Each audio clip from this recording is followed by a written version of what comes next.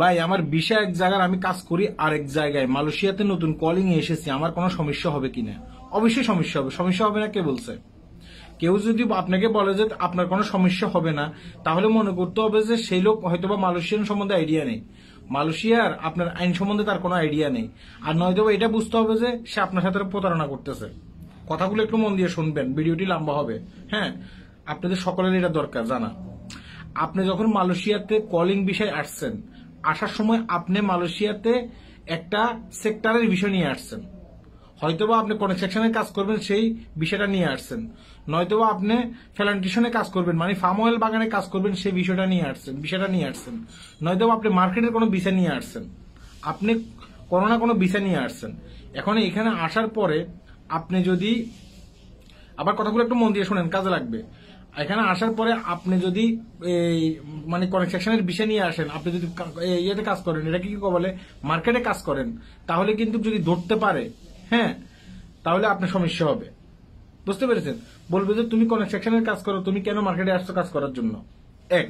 দ্বিতীয়ত হচ্ছে যদি আপনি কনস্ট্রাকশনের কাজ করেন সেটা ঠিক আছে, কিন্তু আপনার বিষয় হচ্ছে যে কোথায়, আপনার কুয়ালালামপুরের, আপনি চলে গেছেন কোথায়, মালাক্কাতে, নয়তোবা চলে গেছেন কোথায়, সাবাতে, নয়তোবা মালয়েশিয়ার অন্য কোনো স্টেটে চলে গেছেন কাজ করার জন্য। সেখানে গিয়ে আপনি কি করতেছেন, সেম কাজে করতেছেন, কনস্ট্রাকশনের কাজ করতেছেন আপনি।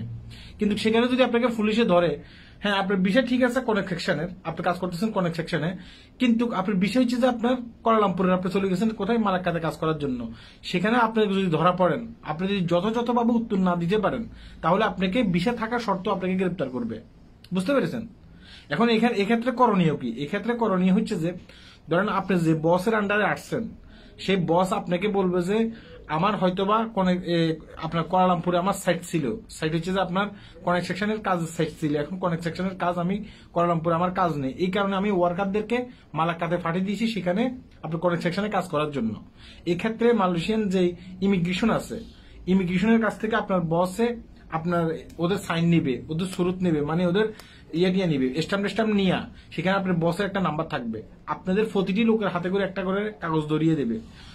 মানে যখন আপনাকে যদি মালাক্কাতে ইমিগ্রেশন ধরে, তখন তারা এটা দেখবে, এটা দেখার পর আপনাকে ছেড়ে দেবে।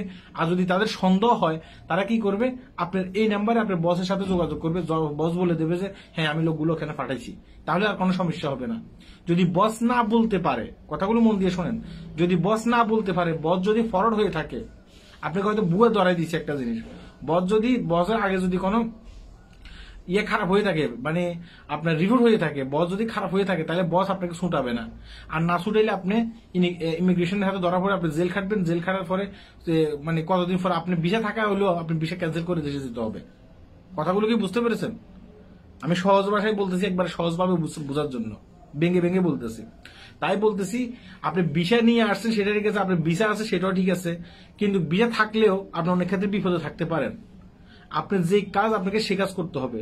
এখন আপনি যদি বলেন যে আমার খালাতো ভাই দীর্ঘদিন কাজ করতেছে, তার তো কোনো সমস্যা হইতেছে না, ভাই সে ধরা পড়তেছে না, এই কারণে তার সমস্যা হইতেছে না। সে যে ধরা পড়তেছে না এর মানে এই নয় যে এটা লিগেল। আপনি হয়তো বা যে কোনো সময় ধরা পড়তে না পারেন, তাই না? তাই এটা হচ্ছে আনলিগেল। এখন আপনারা যদি এক জায়গা থেকে অন্য জায়গায় কাজ করেনও, একটু সেফে কাজ করবেন, কারণ মালয়েশিয়াতে এখন মানে শত্রুর পাশে দরবার চলতেছে, ইমিগ্রেশন ধরতেছে, গ্রেপ্তার করতেছে, সেটা দেখতেছেন। অতএব নিজের সেফ নিজের কাছে। কেউ যদি বলে যে না তুমি বুক ফুলাই হাঁটতে পারবা, তোমার ভিসা আছে, তোমার ইচ্ছা মতো তুমি এখানে সেখানে কাজ করতে পারবা, মনে করতে হবে সে মালয়েশিয়ান আইন সম্বন্ধে তার কোনো আইডিয়া নেই, নয়তো বা এসে সে চমৎকার একটা দালাল, ঠিক আছে, আপনাকে প্রলোভনে ফালানোর জন্য এই কাজগুলো করতেছে। যাই হোক, ভিডিওটি শেয়ার করবেন, আমি এই ধরনের ভিডিও করে থাকি যেন সবাই বুঝতে পারে, একবারে ভেঙে ভেঙে বলি। হ্যাঁ, আল্লাহ হাফেজ।